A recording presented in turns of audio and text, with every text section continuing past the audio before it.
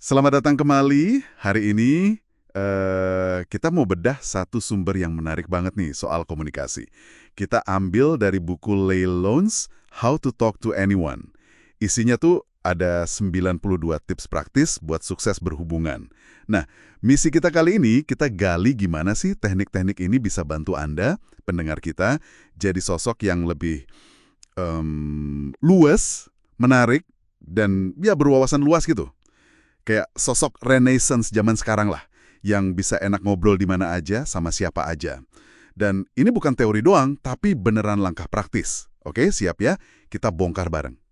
Lowndes ini bilang, gak ada orang sukses sendirian. Pasti butuh koneksi kan? Nah, komunikasi yang efektif itu, yaitu jembatannya. Buku ini kayak mecah karisma jadi skill-skill kecil yang bisa dipelajari. Ini penting banget. Apalagi kalau Anda pengen jadi sosok Renaissance modern itu tadi, yang bisa nyambung di banyak lingkungan. Dan menariknya, ini semua dimulai bahkan sebelum kita ngomong sepatah kata pun. Iya, betul banget. Sumber ini memang ngasih penekanan besar ke komunikasi nonverbal. Itu fondasinya.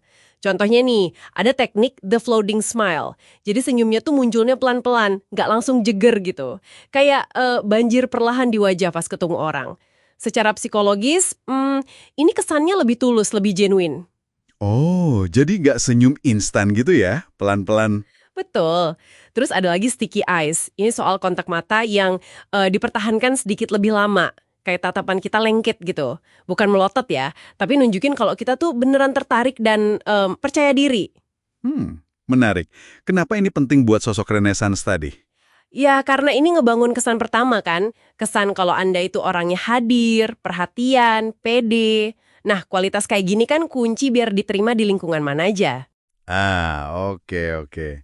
Jadi bangun persepsi awal kalau kita ini berisi dan asik diajak ngobrol gitu ya. Tapi kan tantangannya jadi sosok Renaissance modern itu juga harus bisa nyambung sama orang dari latar belakang beda-beda banget kan? Gimana tuh caranya? Nah, buku ini nawarin strategi aktif buat memperluas kamus obrolan kita. Ada yang namanya scramble therapy. Gini, intinya coba aja aktivitas baru sesekali. Sesuatu yang di luar kebiasaan Anda. Bisa ikut kelas masak, nonton pertandingan rugby mungkin, atau datang ke pameran seni kontemporer. Wah, keluar zona nyaman ya? Iya, tujuannya bukan buat jadi jago, tapi sekedar nyicipin aja. Biar paham bahasa mereka, isu-isu yang lagi rame di kalangan itu, nuansanya gimana. Pengalaman singkat gitu aja udah bisa jadi modal bagus buat buka obrolan yang relevan nantinya. Kedengarannya kayak ngumpulin kunci buat buka banyak pintu percakapan ya. Jadi lebih ke pengalaman langsung. Terus, kalau mau paham bidang orang lain tanpa harus nyemplung langsung, gimana? Ada caranya nak? Ada juga sarannya kita sengaja cari tahu dunia mereka. Misalnya, baca-baca sekilas majalah atau berita soal hobi atau bidang kerja mereka. Lowndes nyebutnya read their rags. Kita jadi bisa nangkep tuh istilah-istilah kunci mereka apa, isu panasnya apa, siapa tokoh penting di sana. Oh, jadi kepo positif gitu ya? Haha, bisa dibilang gitu. Sekali lagi, bukan buat jadi pakar, tapi lebih nunjukin rasa ingin tahu dan respect sama dunia mereka. Kemampuan buat ngomong pakai banyak bahasa gini nih, secara metaforis ya, itu ciri khas orang yang adaptif dan luas wawasannya. Esensi dari Renaissance modern itu kan. Oke, saya mulai nangkep polanya nih. Jadi intinya membangun empati secara proaktif. Nah, kalau kita udah punya modal pemahaman ini, gimana cara kita pas lagi ngobrol, nyesuaiin omongan biar beneran kerasa nyambung? Nah, disinilah adaptasi verbal main peran. Buat nunjukin kita nggak cuma denger, tapi beneran nyimak dan connect. Lowndes ngasih contoh teknik echoing. Jadi kita secara halus ngulang kata kunci atau frasa spesifik yang baru diucapin lawan bicara. Misal, Giri bilang lagi ngerjain project agile. Ya kita pas nanggepin sebut juga kata agile-nya. Jangan cuma bilang project cepat.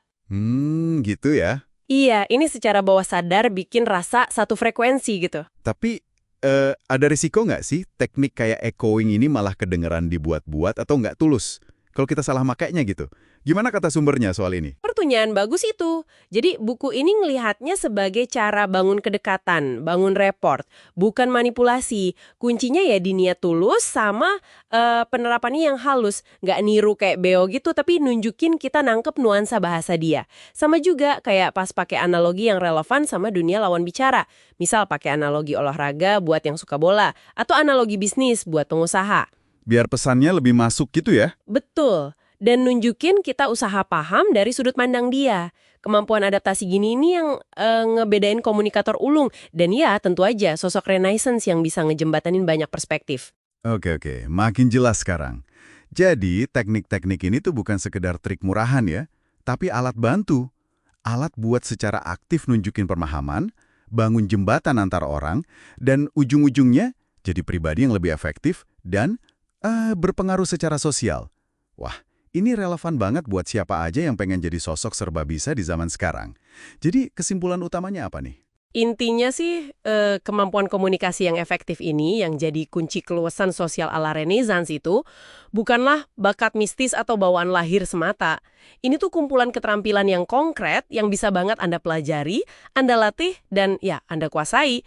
Mulai dari sinyal nonverbal yang halus, sampai cara kita ngerangkai kata, cara kita adaptasi, itu semua ngaruh ke kemampuan kita buat jalanin dunia sosial dengan lebih pede dan cerdas, gitu. Oke. Nah, sebagai penutup nih, ada satu pemikiran buat Anda bawa pulang dan renungin. Mengingat teknik-teknik lounge ini fokus banget ke cara kita berinteraksi ya kan? Seberapa jauh sih penguasaan seni berbicara ini bisa ngebentuk cara orang lain ngelihat kedalaman dan keluasan wawasan kita? Bahkan mungkin pengaruhnya lebih kuat daripada sekedar fakta-fakta yang kita tahu. Sesuatu buat Anda pikirin lebih lanjut.